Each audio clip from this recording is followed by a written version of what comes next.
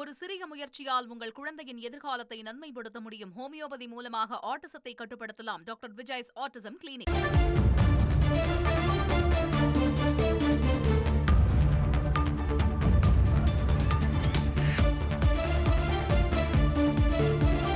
ஓடு பாதையை விட்டு விலகியிருக்கிறது ஏர் இந்தியா விமானம். இதனால் பயணிகள் அதிர்ச்சியடைந்திருப்பதாக தகவல் வெளியாக இருக்கிறது. முக்கிய செய்தியாக பார்க்கிறோம்.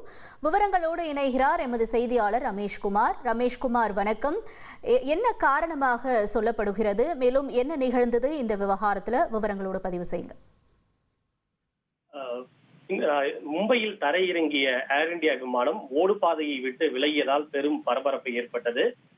AI 2744 என்று சொல்லப்படுகின்ற அந்த ஏர் இந்தியா விமானம் இன்று காலை கொச்சியிலிருந்து புறப்பட்டு மும்பை விமான நிலையத்தில் தரையிறங்கியது. அப்போது தரையிறங்கும் போது அந்த விமானம் ஓடுபாதையை விட்டு மேலே ஏறி மீண்டும் ஓடுபாதைக்கு வந்து நிலைநிறுத்தப்பட்டிருக்கிறது.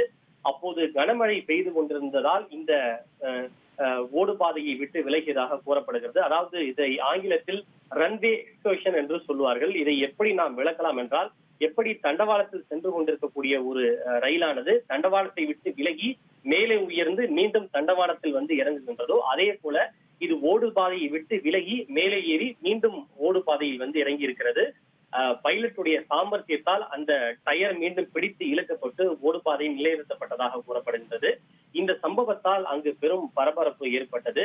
ஒரு அசம்பாவிதம் தவிர்க்கப்பட்டிருக்கிறது என்றே சொல்ல வேண்டும். சற்று பிசகி இருந்தால் கூட மிகப்பெரிய விபத்து ஏற்பட்டிருப்பதற்கான வாய்ப்புகள் ஏற்பட்டிருக்கும். இருப்பினும் பைலட்டுடைய சாமர்த்தியத்தால் அந்த அசம்பாவிதம் தவிர்க்கப்பட்டிருக்கிறது. இதனைத் தொடர்ந்து பயணிகள் மற்றும் விமான ஊழியர்கள் அங்கிருந்து கீழே இறக்கப்பட்டு அந்த விமானம் தனிமைப்படுத்தப்பட்டு தற்போது ஆய்வு நடத்தப்பட்டு வருகிறது. அந்த ஓடுதளத்திலும் தற்போது தற்காலிகமாக மூடப்பட்டு அதில் ஏதேனும் பழுது இருக்கிறதா என்பது குறித்து தற்போது ஆய்வு மேற்கொள்ளப்பட்டு வருகிறது. பயணிகள் மற்றும் விமான ஊழியர்கள் அனைவரும் பாதுகாப்பாக இருப்பதாக ஏர் இந்தியா தெரிவித்திருக்கிறது. விமானங்களுடைய இயக்கத்திற்காக செகண்டரி ரன்வே தற்போது செயல்பாட்டுக்கு கொண்டு வரப்பட்டிருப்பதாகவும் தெரிவிக்கப்பட்டுள்ளது.